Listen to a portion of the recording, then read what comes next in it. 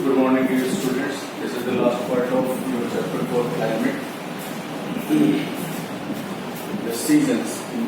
Topic है हमारा the seasons.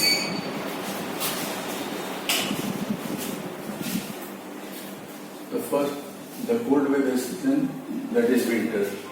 Winter हमारा starting period होता है begins from mid November to February. नवंबर के मिडिल से लेकर और फरवरी एंड तक कोल्ड एग्जिस्ट करता है हमारी कंट्री में. And coldest month are December and January. सबसे ज्यादा ठंड महसूस होती है, यानी टेम्परेचर सबसे लोएस्ट होता है ड्यूरिंग जनवरी एंड दिसंबर. और उसमें वेरिएशन होती है क्योंकि नॉर्थ इंडिया का जो प्लेन है वो काफी ठंडा हो जाता है और वहाँ temperature minimum temperature 3 to 5 degree range करता है. तो साउथ इंडिया के जो पेनिनसुलर प्लेट्यूज है वहाँ तीनों तरफ समुद्र का इफेक्ट है, सी का इफेक्ट है, जिस वजह से due to influence of moderating effect of seas वहाँ टेम्परेचर बहुत ज्यादा लो नहीं हो पाता. वहाँ टेम्परेचर फिर भी 20 से 25 डिग्री के आसपास एवरेज बना रहता है. नेक्स्ट है the hot weather season, that is summer. गर्मी का season ranges from March to May. Starting होती है इसकी मार्च से और मई तक एग्जिस्ट करता है. मई लास्ट तक. वैसे देखा जाए तो इसका पीरियड फीलिंग तो अक्टूबर तक की होती है, नवंबर तक की. Up to 48 degree temperature recorded. Temperature करीब करीब 48 डिग्री मैक्सिमम टेम्परेचर रिकॉर्ड होता है देश के कई हिस्सों में. फॉर एग्जाम्पल राजस्थान का जो हॉटेस्ट पार्ट होता है डेजर्ट वाला, उन सब जगहों पे. While peninsular India remains with low temperature due to moderating effect of the seas. जबकि साउथ इंडिया का जो पेनिनसुलर प्लेट्यू है वो मॉडरेटिंग इफेक्ट की वजह से वहाँ टेम्परेचर ज्यादा हाई नहीं हो पाता, लो बना रहता है. इस इफेक्ट को आप समझ सकते हैं. जो साउदर्न इंडिया का प्लेट्यू है उसमें तीनों तरफ ये अरेबियन सी है, ये इंडियन ओशियन और ये बे ऑफ बंगाल. तो तीनों तरफ से जो समुद्र है वो अपने लैंड पार्ट जल्दी गर्म होता है, जल्दी ठंडा होता है रात तक, और शाम होते होते ये तीनों तरफ की समुद्र जो गर्म हो जाती है अपने साथ गर्म हवा को लेकर समुद्र के किनारे की तरफ चलती है. तो जो कोस्टल एरिया में गर्म हवा चलती है वो रात का टेम्परेचर भी लो होने नहीं देता. दिन का टेम्परेचर तो हाई रहेगा ही ड्यू टू इफेक्ट ऑफ सन, और रात का भी टेम्परेचर कम नहीं हो पाता क्योंकि गर्म हवा समुद्र की तरफ से लैंड ब्रिज बनके किनारे पर चलता है. तो ये क्या रहता है आपका मॉडरेटिंग इफेक्ट ऑफ सी, जिसकी वजह से साउथ इंडिया में टेम्परेचर लो नहीं हो पाता. नेक्स्ट पीरियड टॉपिक है आपका advancing monsoon the rainy season. Monsoon का एडवांस करना.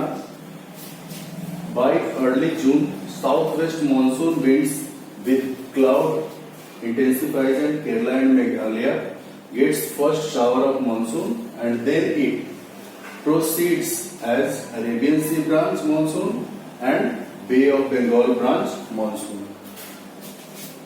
जून के आसपास पूरे इंडिया में करीब करीब क्लाउड पैक्ड होता है जून फर्स्ट वीक तक, जिसे हम, और वो हवा जो चलती है जो क्लाउड लेकर आती है इसको नाम देते हैं साउथ वेस्ट मानसून. तो साउथ वेस्ट मानसून जो हवा है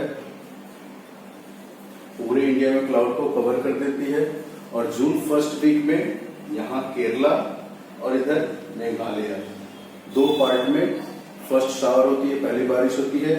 उसके बाद क्लाउड दो पार्ट में बचता है.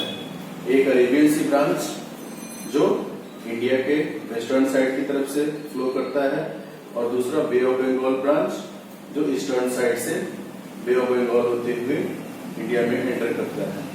और बंगाल, बिहार, उत्तर प्रदेश, दिल्ली तक बे ऑफ बंगाल ब्रांच जो है वो रिस्पॉन्सिबल होता है बारिश कराने के लिए, और इसी का रोल है यहाँ तक के हिस्सों में बारिश कराने के लिए. और जो अरेबियन सी ब्रांच है वो मूव करता है महाराष्ट्र, गुजरात, फिर ऊपर नॉर्थ वेस्ट इंडिया जो है पाकिस्तान और पंजाब का इलाका, उन सब जगहों पे बारिश होती है.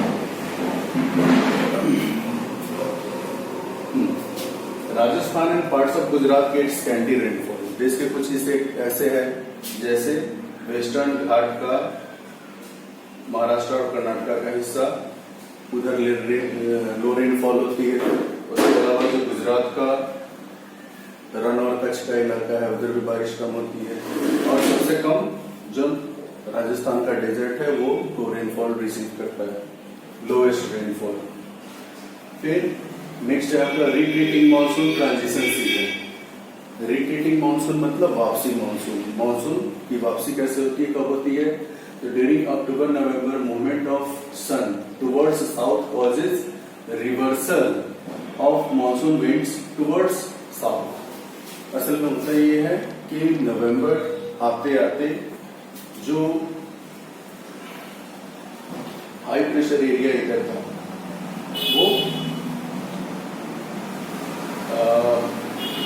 जो लो प्रेशर कन्वर्ट था और सारे क्लाउड ऊपर की तरफ जमा थे, वो लो प्रेशर इधर नॉर्थ वेस्ट, ये जो नॉर्थ वेस्ट एरिया है, नॉर्थ वेस्ट से लो प्रेशर हटके और ये बे ऑफ बंगाल में इधर लो प्रेशर क्रिएट हो जाएगा। और इधर लो प्रेशर जब क्रिएट होगा तो ऊपर जो क्लाउड थे मानसून का, जो अरेबियन सी ब्रांच और बे ऑफ बंगाल ब्रांच जो दोनों ज्वाइन हुआ था, वो फिर वापस रिटर्न होना शुरू करेगा। और इसी रिटर्निंग को हम कहते हैं रिवर्सल ऑफ मानसून विंड, यानी रिट्रीटिंग मानसून। तो जब इधर लो प्रेशर होगा तो सारे क्लाउड आप वापस पुश होना शुरू करेंगे टुवर्ड्स साउथ, और टुवर्ड्स साउथ होते होते करीब अक्टूबर एंड तक ये आधे इंडिया को क्रॉस कर जाएंगे, और नवंबर होते होते करीब करीब इंडिया के लास्ट छोर पर होगा, और दिसंबर और जनवरी के पीरियड में तमिलनाडु में ज्यादा रेनफॉल होती है, क्योंकि ये रिटर्निंग मानसून का क्लाउड बाकी सारे आसपास की नम हवा से मिलकर और इंटेंसिफाई होकर, घनी होकर यहाँ पर नवंबर दिसंबर में ज्यादा बारिश कराते हैं। नेक्स्ट लास्ट टॉपिक है आपका monsoon as a unifying bond. Monsoon कैसे पूरे देश को एक सूत्र में बांधने का यानी यूनिफाइंग बॉन्ड का काम करता है। There is a great diversity in the climatic conditions due to location, extent and relief feature. India का जो लोकेशन है, रिलीफ फीचर है, उसके हिसाब से यहाँ की क्लाइमेटिक कंडीशंस जगह जगह वेरी करती है, और इस वजह से बहुत सारे डिफरेंसेस है। फिर भी मानसून का जो पीरियड है वो पूरे देश में एक रूपता लाता है, समानता लाता है। जैसे ही हमारे यहाँ मानसून का पीरियड स्टार्ट होता है, करीब करीब पूरे देश में एक साथ एग्रीकल्चरल कैलेंडर फिक्स हो जाता है। पूरे देश के जो फार्मर्स है वो एक साथ एग्रीकल्चरल एक्टिविटी को स्टार्ट कर देते हैं। हमारे यहाँ कई सारे पर्व त्योहार है जो मानसून के ही इर्द गिर्द चलते हैं। तो जैसे फसल की बुआई हो, उस समय का जो कुछ पीरियड है, फसलों की कटाई के समय में बहुत सारे त्योहार मनाए जाते हैं। जैसे हमारे यहाँ होली है, ओणम है, पोंगल है, बैसाखी है, ये सब के सब जो भी फेस्टिविटीज है वो एग्रीकल्चरल कैलेंडर से जुड़े हैं, और एग्रीकल्चरल कैलेंडर हमारा जुड़ा है मानसून से। इसलिए देखा जाए तो मानसून पूरे देश में एक यूनिफाइंग बॉन्ड यानी पूरे देश को एक धागे में पिरोने का काम करता है। तो ये सारा टॉपिक आपका हो चुका है। फिर फर्दर कंफ्यूजन के लिए आप मुझे कॉन्टेक्ट कर सकते हैं। Thank you.